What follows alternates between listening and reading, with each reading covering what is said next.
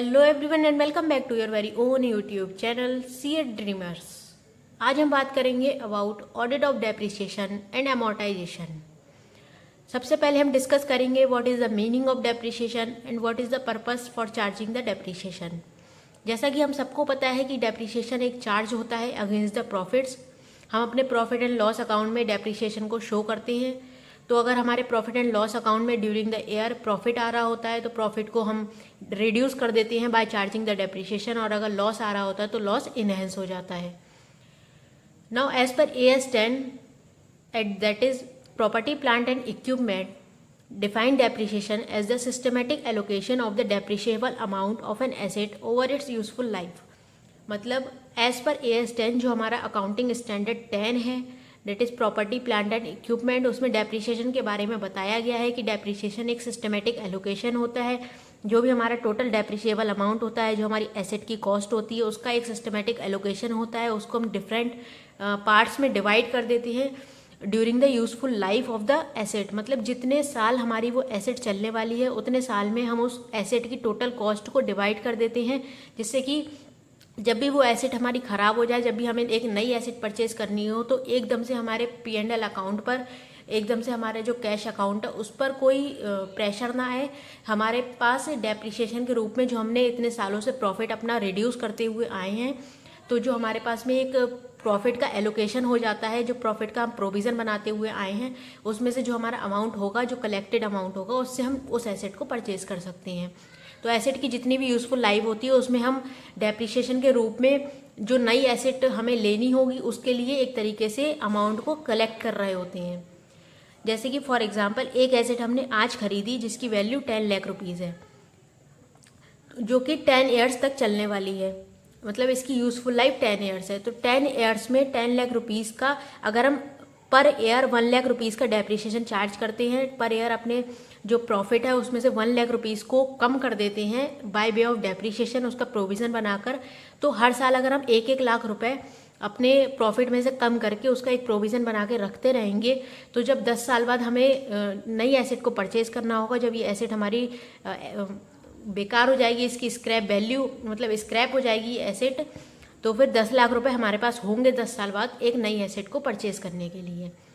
ये होता है पर्पस डेप्रिसिएशन का, ये होता है मीनिंग डेप्रिसिएशन का, कि डेप्रिसिएशन एक सिस्टमेटिक एलोकेशन होता है डेप्रिसिएबल अमाउंट का, जो कि हम उसकी यूजफुल लाइफ में चार्ज करते रहते हैं।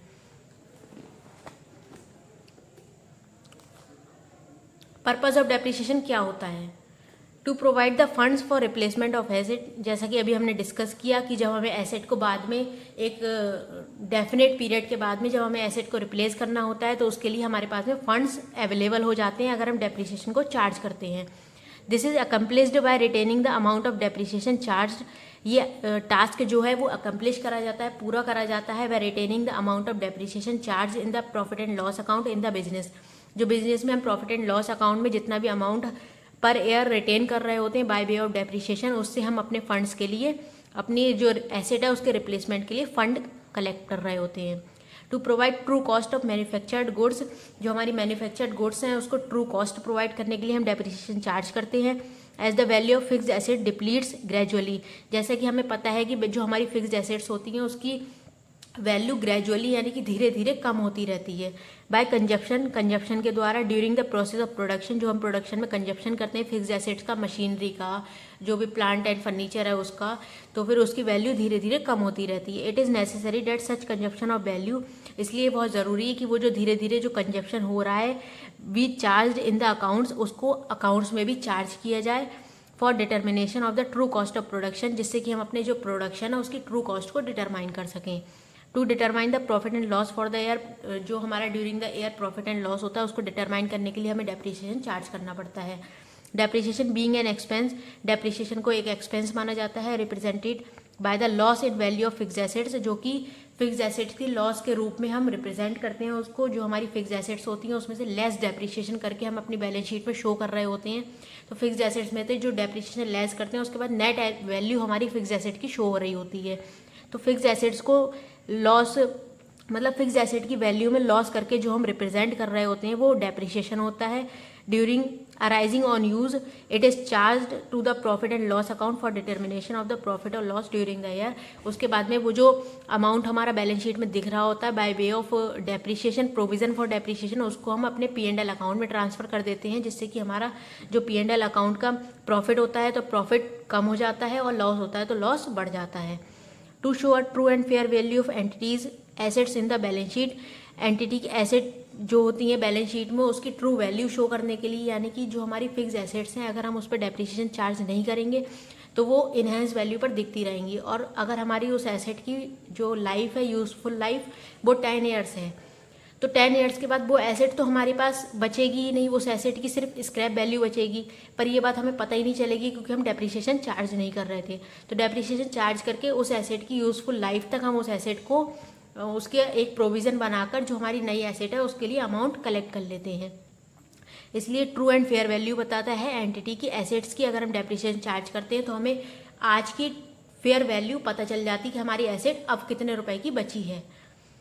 Since the original cost of fix asset gradually decreases, जो उसकी ओरिजिनल कॉस्ट होती है, जैसे कि फॉर सपोज जो अभी हमने एग्जांपल लिया था 10 लाख रुपीज़ का, तो अगर 10 लाख रुपीज़ उसकी ओरिजिनल कॉस्ट है तो ये धीरे धीरे कम होती रहेगी। अब अगर हम इस पर डेप्रिसिएशन चार्ज करेंगे तो हमें पता रहेगी कि आज हमारी कॉस्ट कितनी है। तो जो फिक्स एसेट्स की कॉस्ट होती है, ओरिजिनल कॉस्ट, वो धीरे धीरे कम होती रहती है ड्यू टू यूज़ की वजह से एंड अदर फैक्टर्स, और जो दूसरे फैक्टर्स होते हैं उसकी वजह से। It is improper to continue to carry such asset at original cost, और इसलिए ये बिल्कुल भी सही नहीं है, बिल्कुल भी फेयर नहीं है कि हम अपनी एसेट को year after year 10 lakh rupees पर ही दिखाते रहें। Therefore, the amount of depreciation charged in the profit and loss account representing the loss in value of the assets is deducted from the original cost। इसलिए जो profit and loss में से जो asset की value में से एक loss की तरह हम डेप्रिसिएशन को लेस करते हैं, वो एसेट की ओरिजिनल कॉस्ट में से कम किया जाता है, डिडक्ट किया जाता है ऑन अ कुमुलेटिव बेसिस, एक कुमुलेटिव बेसिस पर, मतलब ईयर आफ्टर ईयर उसमें डेप्रिसिएशन और ऐड होता रहता है, उसकी वैल्यू और ज़्यादा कम होती रहती है। As to reflect in the balance sheet, balance sheet में रिफ्लेक्ट करने के लिए, बैलेंस शीट में दिखाने के लिए, true and fair value of the fix asset, जो हमारी फिक्स एसेट्स हैं उसकी ट्रू एंड फेयर वैल्यू दिखाने के लिए हमारी बैलेंस शीट इनहेंस द दिखे, जो रियल पोजीशन है हमारी कंपनी की, हमारी एंटिटी की, वही दिखे। इसलिए हमें डेप्रिसिएशन चार्ज करना होता है अपनी एंटिटी की एसेट्स की ट्रू एंड फेयर वैल्यू दिखाने के लिए बैलेंस शीट में। I hope this is clear. ना audit procedure to check the depreciation. Audit procedure क्या है? सबसे पहले अकरेंस को चेक करेंगे कि जो भी डेप्रिसिएशन हमने रिकॉर्ड किया है, जो भी अमोर्टाइजेशन एक्सपेंसेस हमने रिकॉर्ड किए, वो एक्चुअली में अकर हुए हों during the period. Recorded depreciation and amortisation expenses were actually incurred during the year. जो भी during the period amortisation and depreciation हमने चार्ज किया वही हम शो करेंगे, कोई भी उसमें फेक वैल्यू हम शो नहीं करेंगे, जितना अकर्ड हुआ है वही शो होना चाहिए, ये ऑडिटर चेक करेगा।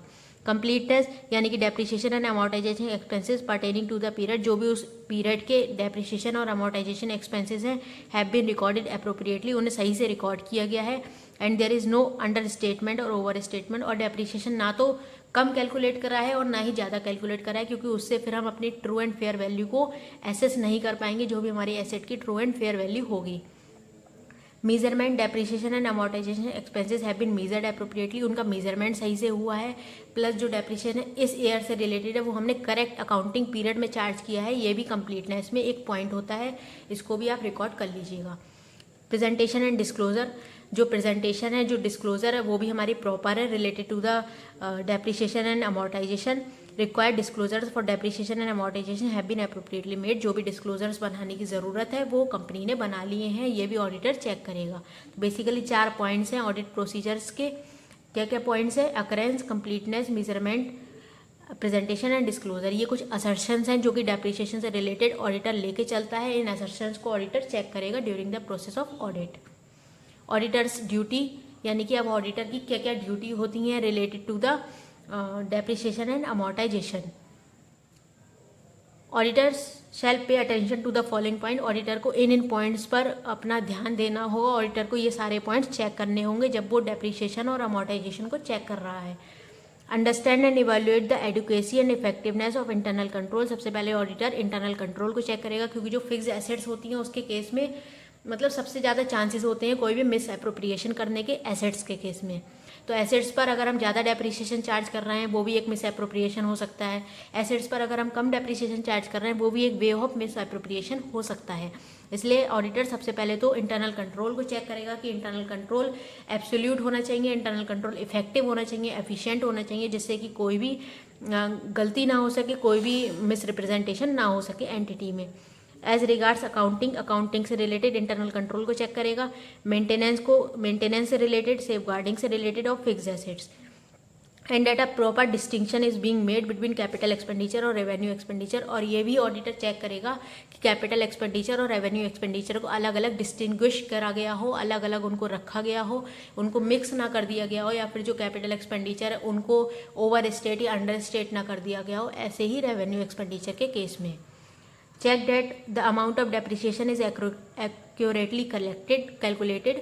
ये चेक करेगा कि जो डेप्रिसिएशन का अमाउंट है वो सही परसेंटेज से, सही वे ऑफ जो डेप्रिसिएशन है उसका सही मेथड चूज करा गया है। अगर एंटिटी पर स्ट्रेट लाइन मेथड सूट कर रहा है तो स्ट्रेट लाइन मेथड एंटिटी ने चूज करा हो, प्लस अगर उस पर डिमिनिशिंग वैल्यू मेथड अप्लाई हो रहा है तो उसने वो मेथड चूज करा। जो भी मेथड उसको to the point fair value provide करे वही मेथड एंटिटी ने चूज करा हो, ये बहुत ज़रूरी है। जो मेथड एक्यूरेट वैल्यू दे, एक्यूरेट कैलकुलेशन प्रोवाइड करे, वही मेथड एंटिटी चूज करेगी। कंसिडरिंग द एक्विजिशंस और डिस्पोजल्स को कंसीडर करते हुए, if any of the fix asset during the year, fix asset का अगर कोई भी एक्विजिशन हुआ है, मतलब अगर कोई दूसरी फिक्स एसेट हमने प्लस हुआ है या फिर माइनस हुआ है, तो उसको भी एंटिटी मतलब ऑडिटर चेक करेगा। Ensure that the company has complied with the requirements of AS 10 on property plant and equipment. जो हमारा अकाउंटिंग स्टैंडर्ड 10 है उसके सारे प्रोविजंस को कंप्लाई करा हो एंटिटी ने, जो भी उसको रिक्वायरमेंट्स हैं उसको फुलफिल करा हो। Also ensure that the provisions of section 123(1) of Companies Act have also been complied by the company। और ऑडिटर ये भी चेक करेगा, अब जैसे कि डेप्रिसिएशन और अमोर्टाइजेशन का केस है तो फिर इससे रिलेटेड जो भी हमारे अकाउंटिंग स्टैंडर्ड में प्रोविजंस दे रखे होंगे, जो भी कंपनीज एक्ट में प्रोविजंस दे रखे होंगे, उन सभी प्रोविजंस को भी ऑडिटर को चेक करना होगा, क्योंकि उन सभी से रिलेटेड जो प्रोविजंस हैं उन्हीं से जो डेप्रिसिएशन है वो कैलकुलेट होके आया होगा। जो अकाउंटिंग स्टैंडर्ड है वो भी अप्लाई हुआ होगा, जो कंपनीज एक्ट के डिफरेंट प्रोविजंस हैं, जो 123(1) है, जो डिविडेंड से रिलेटेड एक प्रोविज़न है वहाँ पर, वो भी अप्लाई हुआ होगा। तो फिर इन सभी प्रोविजंस को भी ऑडिटर चेक करेगा। Perform analytical procedures to obtain audit evidence. जो एनालिटिकल प्रोसीजर्स है उनको परफॉर्म करेगा ऑडिट एविडेंस को ऑब्टेन करने के लिए, ऑडिट एविडेंस को पाने के लिए। As to overall reasonable of depreciation and amortisation, मतलब एक अपनी ओवरऑल रीजनेबलनेस प्रोवाइड करने के लिए ऑडिटर एनालिटिकल प्रोसीजर्स भी अप्लाई कर सकता है डेप्रिसिएशन एंड अमोर्टाइजेशन एक्सपेंसेस को ट्रू एंड फेयर वैल्यू उसकी पाने के लिए। उसके बाद में डिस्क्लोजर रिक्वायरमेंट्स, यानी कि किन क्या क्या डिस्क्लोजर्स हमें प्रोवाइड करने होते हैं डेप्रिसिएशन और अमोर्टाइजेशन से रिलेटेड। जो ऑडिटर है वो अपनी ऑडिट रिपोर्ट में या फिर जो एंटिटी है उसको क्या क्या डिस्क्लोजर्स प्रोवाइड करने होते हैं। एज पर AS 10 के according property plant and equipment the financial statement should disclose. Financial statement में क्या क्या डिस्क्लोजर्स होने चाहिए। For each class of property plant and equipment, her class of property plant and equipment के लिए the depreciation method use, depreciation का कौन सा मेथड यूज करा गया इसका आप एक डिस्क्लोजर प्रोवाइड करेंगे अपने फाइनेंशियल स्टेटमेंट में। द यूजफुल लाइफ और the depreciation rate used, depreciation का क्या रेट यूज करा है ये भी आप मेंशन करेंगे। In case the useful life और the depreciation rate used are different from those specified in the statute governing the enterprise. अगर जो स्टैट्यूट एंटरप्राइज को गवर्न कर रही है, जैसे कि एंटरप्राइज अगर हमारी कंपनीज एक्ट 2013 के अंडर आती है तो इसके स्टैट्यूट फॉलो किए जाएंगे। अगर एंटरप्राइज हमारी किसी दूसरे एक्ट के अंदर आती है, अगर LLP है या फिर कोई भी फर्म हो सकती है जिसमें डेप्रिसिएशन तो हर जगह लगेगा क्योंकि फिक्स्ड एसेट हर जगह होती हैं, तो जो भी एंटिटी है वो जिस स्टैट्यूट के अंडर आती है उस स्टैट्यूट के प्रोविजंस को फॉलो करना होगा। लेकिन अगर जो उस स्टैट्यूट में अगर मान लीजिए कोई डेफिनेट रेट ऑफ डेप्रिसिएशन दे रखा है या फिर कोई डेफिनेट मेथड ऑफ डेप्रिसिएशन दे रखा है और उस मेथड के अलावा कोई रेट अगर कंपनी अप्लाई कर रही है या फिर कोई और मेथड अप्लाई कर रही है, it should make a specific mention of that fact. तो कंपनी को वो स्पेसिफिकली मेंशन करना होगा कि हमने इसके अलावा कोई और रेट या कोई और मेथड अप्लाई करा है। AS 10 के अकॉर्डिंग फाइनेंशियल स्टेटमेंट में ये दोनों डिस्क्लोजर्स होने चाहिए थे और ये दोनों डिस्क्लोजर्स देना बहुत ज़रूरी है कंपनी को। एक और डिस्क्लोजर रिक्वायरमेंट है the gross carrying amount and the accumulated depreciation. जो भी एक्यूमुलेटेड डेप्रिसिएशन है यानी कि जितना भी डेप्रिसिएशन हमने ड्यूरिंग द ईयर पूरा कलेक्ट करा है टोटल, उसको कहेंगे एक्यूमुलेटेड डेप्रिसिएशन।